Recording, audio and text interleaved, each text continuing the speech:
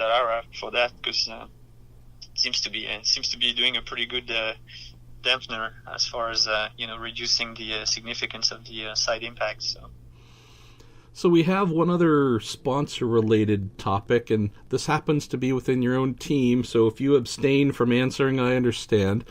We had Pippa Mann announce Donate Life will be the sponsor of her IndyCar entry at Dale Coyne Racing for the Indy 500, and I don't think we're going to answer it today, but I think there's definitely some clarity that should be sought, because this is the same organization that is sponsoring Stefan Wilson in the Andretti Autosport entry, and having the same sponsor now appear on two cars with two different teams, good for Pippa. Obviously glad that she will have, continuing sponsorship to be in the race. A little bit interesting, though, and I don't know if questions came in specifically for this podcast, but I know that I've had at least one or two IndyCar fans say, hey, wait a minute, I thought that was Stefan's sponsor. Is this somehow going to take away from him or limit his ability to maybe do more races because the sponsorship is being, now split between two entries? So again, since she will be a teammate of yours, I know that this probably isn't... Well, if you do have all the answers, please share them with us, Seb. But if not, that'll probably be a topic that I need to dive into more here in the days ahead. Yeah, no, I mean, obviously, Pippa has been kind of a fixture at Dale Coyne, and she's been very good to the team. So I really can't comment on any of that. I mean, yes, it's if it's gonna hurt Stefan's program, then it kind of sucks. But unfortunately, I really don't have any details at all. So Seb, each week we open up the podcast to IndyCar fans to fire in questions for our guests.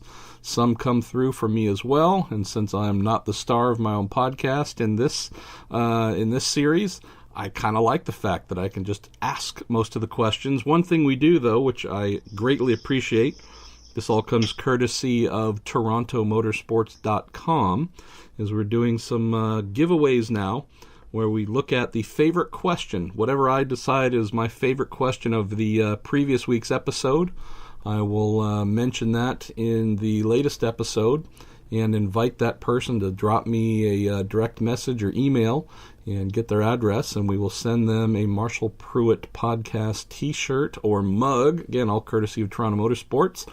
And from last week's episode, John Sable, I happened to enjoy your question the most, so send me something, send me a note, and we will get a little bit of swag going to them. I don't think I've even given you any swag yet, Bourdet, and we got the hamburger and French fry show going on. So we need to get our line going here. Yeah, exactly. I think other than people buying them to help dry off their dogs after they get washed or wipe down their cars, I'm not sure what the sales would be like, but let's jump into our Q&A here. And John, again, please send me a note so we can send you a little bit of fun swag. All right, so we're going to kick off here with the very first question that came in from Jim Johnstone. He says, Sebastian, been a huge fan since you showed up in Champ Car in 2003. He says, I was wondering if you can compare and contrast the difference from going from the turbo Champ Cars to a normally aspirated F1 car.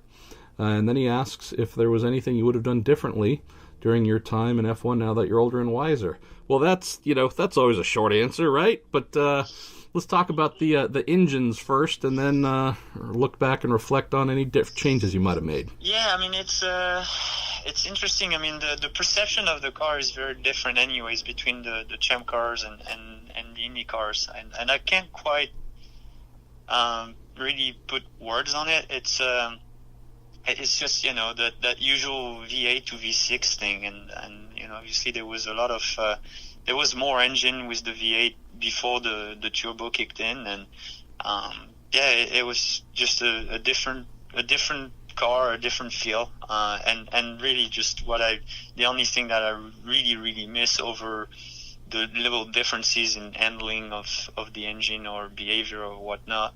It's just really the sound for me. That just remains the one thing that I miss. How about from the Ford Cosworth Champ Car engine to the naturally aspirated V8 F1 engines that you got to use for a little bit. Again, super difficult to compare engines when they're installed in completely different cars like that, because the biggest difference comes from the weight. An F1 back then was somewhere around 150 kilos, so just about 300 pounds lighter than a Champ car. So, I think had you put a Champ car engine in an F1, it would have been moving, but in the meantime, it would not have been as light as well, because it was a fairly significantly heavy assembly with the bell housing and the gearbox and everything in the engine. So just very difficult to compare. But the F1 engines were pretty interesting pieces of engineering. And what about the looking back on your Formula One career? Anything with a bit more age and life consumed where you'd say, if I'd done this differently or approached this in a different manner, it might have been more satisfying? Not like you've ever been asked this one before. No, I don't know, maybe. To be honest with you, I mean, it was more situational than anything else. If I had to do it again, I wouldn't.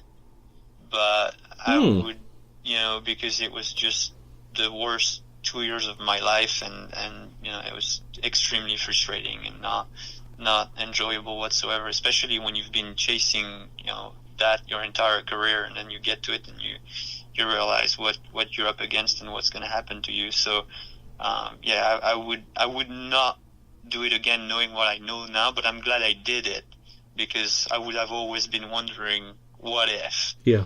And so there's really no regret whatsoever, but I would spare myself today the, going through the growing pains, if I knew what had happened.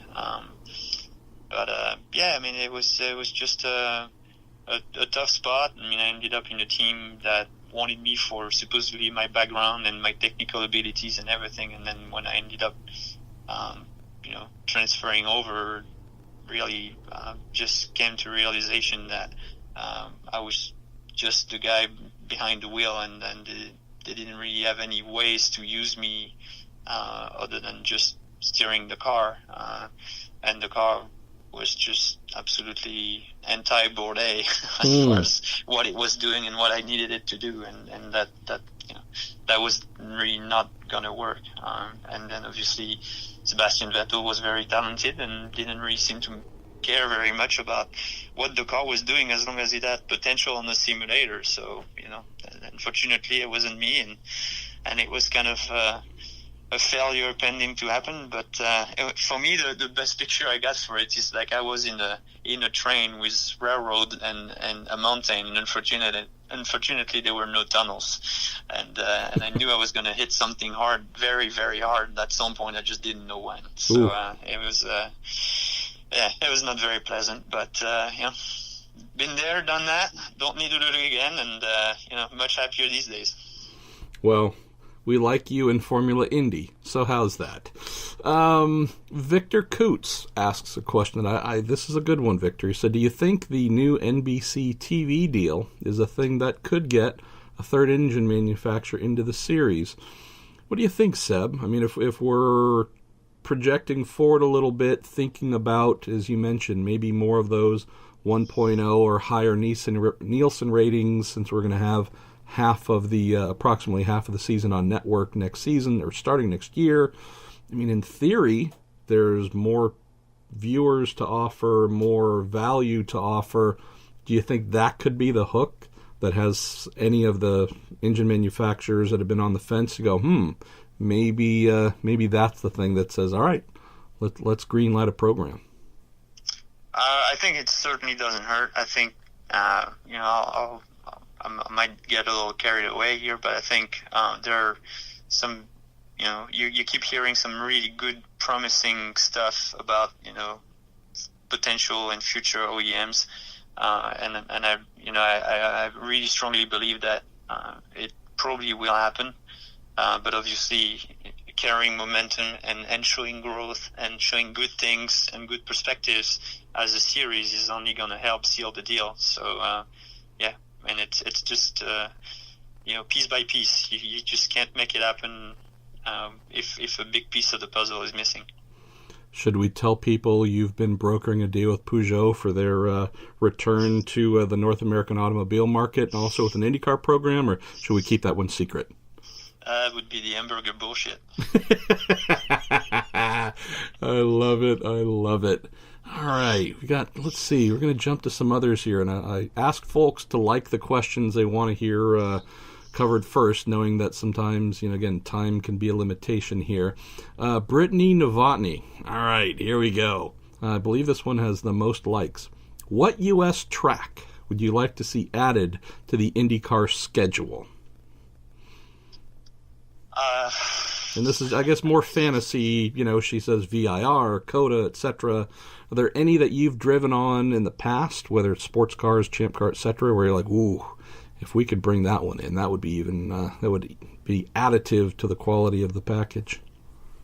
Well, to be honest, I really wish we'd get our international package back. I think champ cars used to thrive internationally, and it was really good to help engage international crowds and TVs and just have a more international size, and not taking anything away from whatever we have here in the States or in Canada. But I'd like to go back to Brazil. I'd like to go back to Mexico. I'd like there's a few places I'd like to go back, and I'd like to go to Europe again. It'd be really awesome.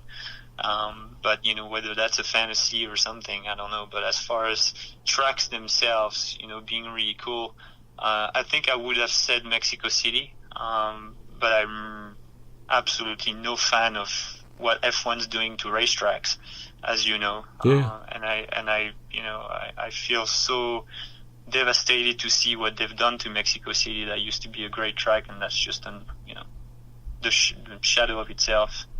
It's just a really proper, really neat looking, but it's architectural work, and it's got nothing to do with the racetrack anymore. And it comes the policing the track limits and the this and the that, and I'm just done to talk about those things. And the great thing about America, obviously, is that we don't have any of that. You go to Road America, the track polices itself. You make a mistake, you put a wheel off, you're in trouble.